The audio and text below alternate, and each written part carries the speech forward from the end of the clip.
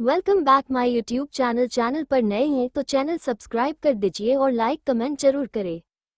फलक को समझ में नहीं आ रहा था कि वो क्या कहे। अजय ने कहा कि वो कुछ नहीं मांग रहा है, इसलिए अगर वो कुछ और कहेगी तो वो गलत और क्रूर लगेगी। शायद अजय को सबसे ज्यादा समय की जरूरत थी। ठीक है अजय, शुक्रिया, मैं कॉलेज वापस जाना चाहती हूँ, बाय। अजय ने ये कहने की हिम्मत नहीं की कि वो उसे उसके कॉलेज छोड़ देगा, क्योंकि उसे डर था कि इससे उसे घृणा होगी। उसने जो सोचा उसके अनुसार फलक एक डिसाइसिव लड़की थी और उसे निश्चित रूप से उसे परेशान करना पसंद नहीं था। उसने छाता फलक को दे दिया। फलक, बहुत तेज बारिश हो रही है, छाता साथ ले जाओ। कोई बात नहीं, मेरा कॉलेज बहुत नज़दीक है, तुम्हें छाते की ज्यादा जरूरत है, मैं चली जाऊंगी। अजय के जवाब देने से पहले ही फलक ने दौड़ना शुरू कर दिया। फलक सड़क पर चली गई। रास्ते में कई दुकानें थीं, इसलिए वो बारिश से बचने के लिए छज्जे के किनारे चली गई। वो अजय के प्रस्ताव को स्वीकार करके उसे उम्मीद नहीं दे सकती थी। हालांकि उसने कहा कि उसे उसके साथ रहना ठीक रहेगा, लेकिन उसके नज़रिए से बिना बदले में किसी तरह का प्रपोजल स्वीकार करना मतलब उसका फ़ायदा उठाना था। वो फ़ायदा नहीं उठा सकती थी अजय का। जैसे ही वो चली, उसके बैग में रखा फ़ोन बज उठा। उसने फ़ोन निकाला और देखा कि यह एक अननोन नंबर से कॉल आ रहा था।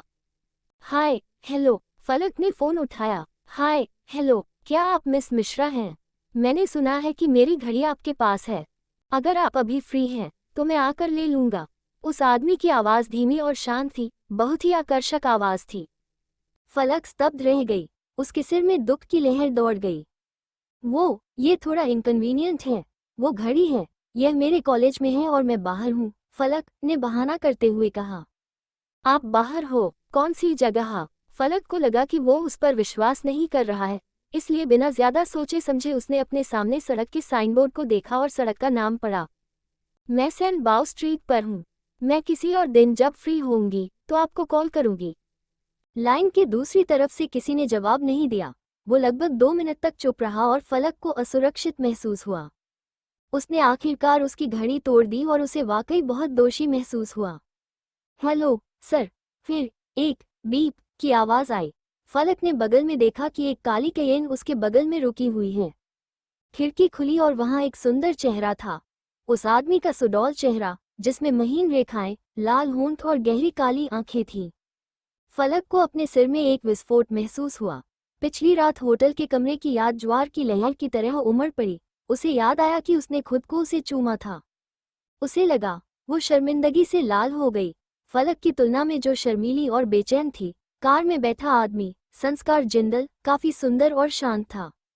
उसकी एक हथेली स्टीयरिंग व्हील पर थी, जबकि दूसरा हाथ उसके फोन को लहरा रहा था। मिस मिश्रा, आप कैसी हैं? पहले अच्छी थी पर अब अच्छी नहीं हूँ, फलक मन में बड़बड़ाते हुए बोली। फलक खड़ी हो गई और उसने अपना फोन पकड़ लिया। अभी भी हल्की बारिश हो रही थी और वो भीग गई थी। उसे ये बताने के लिए आईने में देखने की जरूरत नहीं थी कि वो कितनी गंदी दिख रही थी। हेलो, फलक ने एक वाक्य को व्यवस्थित करने की बहुत कोशिश की। घड़ी वास्तव में मेरे कॉलेज के हॉस्टल में है। मैं अंदर आओ, मैं आपको कॉलेज ले जाऊंगा, संस्कार ने अपने पतले होंठ हिलाए और बिना किसी भाव के धीरे से कहा। फलक को आखिरकार समझ में आ गया कि उसने खुद के लिए एक गड्ढा खोदा है और वो खुद को उसमें दफनाने जा रही है। फिर उसे क्या करना चाहिए? क्या वो कॉलेज जाने से मना कर सकती थी? वह कुछ सेकंड के लिए हिचकिचाए और फिर उसने दरवाज़ा खोला और कार में बैठ गई। जब वो कार में बैठी तो उसे और भी शर्मिंदगी महसूस हुई।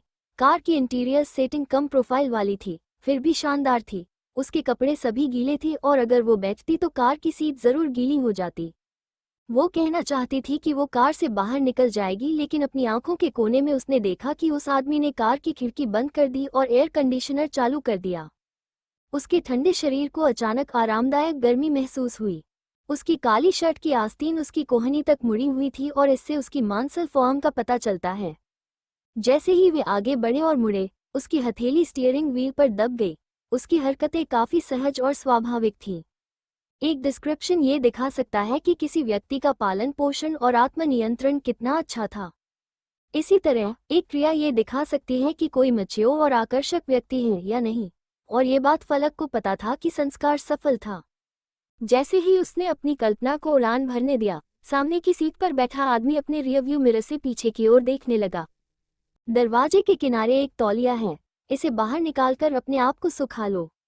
ओह, फलक ने जवाब दिया और कुछ साफ तौलिए ढूंढे जो बड़े करीने से मोड़े हुए थे और दरवाजे के किनारे रखे हुए थे। उसने बेतरतीब ढंग से एक नीली धारीदार तौलिया उठाया और अपना चेहरा पोंछा। तौलिया नरम था और उसमें हल्की सी नाजुक खुशबू आ रही थी। यह उस सॉफ्टनर की वजह से हो सकता है जिसमें यह भिगोया गया था। यह आदमी एक साफ सुथरा व्यक्ति है जो जीवन की क्वालिटी पर ध्यान देता है। फलक ने यही निष्कर्ष निकाला। उसने अपने चेहरे पर लगा पानी पोंछा और फिर उसकी गर्दन। हालांकि धागे का सिरा उसकी सफेद शर्ट के बटन पर फंस गया जिसे उसने पहना हुआ था। उसने तौलिया खींचा और उसकी शर्ट का तीसरा बटन खुल गया। यह उस जगह पर हुआ जहां उसका पूरा कफ था। उसने नीचे देखा और उसने देखा कि उसकी गुलाबी लेस वाली ब्रा और उसकी क्लीवेज दिखाई दे रही थी। उसकी दूधिया गोरी त्वचा क्रिस्टल जैसे मोतियों की एक परत से ढकी हुई थी। फलक चौंक गई और उसने जल्दी से अपने हाथों से अपनी छाती को ढक लिया। फिर उसने सामने की सीट पर बैठे आदमी को देखा जो अपनी सुरक्षा के लिए तैयार था।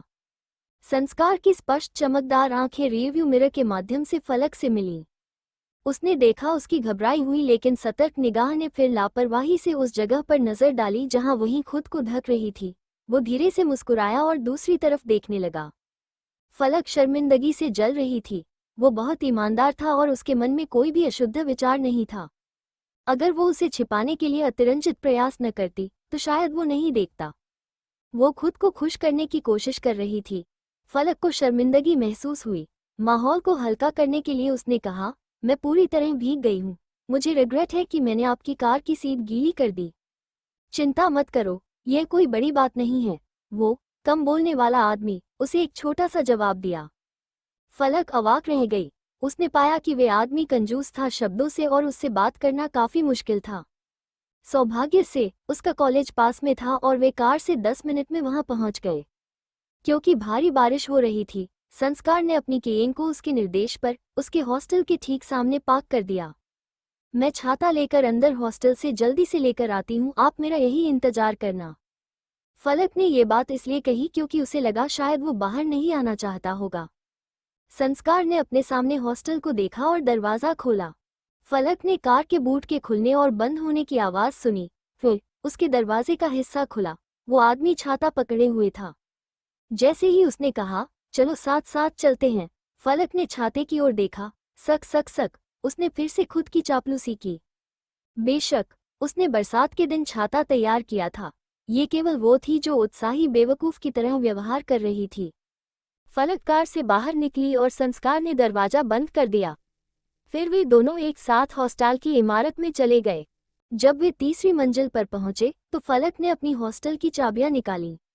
उसने शर्म से अपने गुलाबी होठों को काटा और झिझकते हुए कहा, क्या आप यहाँ थोड़ी देर रुक सकते हो जब मैं अंदर जाकर कपड़े बदलूंगी? संस्कार ने चेहरे पर कोई भाव नहीं दिखाया। वो लगभग 182 सेमी लंबा था, जो उससे बहुत लंबा था। वो केवल उसके सुंदर जबड़े को देख सकती थी। हाँ, उसने सहमति में हल्के से सिर हिलाया। फलक ने दरवाजा खोला और अपने कमरे में प्रवेश किया। उसने एक गुलाबी ट्रम्पेट स्लीव शर्ट निकाली और उसे सफ़ेद पेंसिल पैंट के साथ पहना। उसने अपने काले जूते निकाले और अपनी शर्ट के समान रंग की एक जोड़ी चप्पल पहनी। उसने अपने बालों को खुला छोड़ दिया और उसने अपने तौलिए से उन्हें पोंछा क्योंकि वो उसके बैग में रखी उस घड़ी के बारे में सोच रही थी, जो काम नहीं कर रही थी। वो सोच रही थी कि बाद में वह किस बहाने का इस्तेमाल करेगी। वो कर्जदार पहले से ही यहाँ था। वो कबूल करने के बारे में नहीं सोच रही थी। उसकी जेब में पैसे नहीं थे। अगर वो उससे पैसे मांगता है तो वो उसे चुका नहीं पाएंगी। वो बस उसे बाहर खींच सकती थी और देख सकती थी कि मरम्मत की दुकान पर क्या स्थिति थी। To be continue.